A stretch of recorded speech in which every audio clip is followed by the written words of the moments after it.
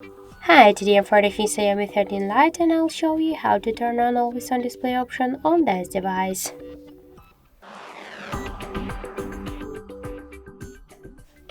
So first let's open the settings application and then tap to always on display section. Then click once again to always on display, and to activate this option we should click once on the switcher. You can change your display items to show it always, to set the start and the end time by shadow or for 10 seconds after tapping. Also we can see here the switcher to turn it off when the battery saver mode is turned on. So that's it, that's how to activate always on display option on our Xiaomi device.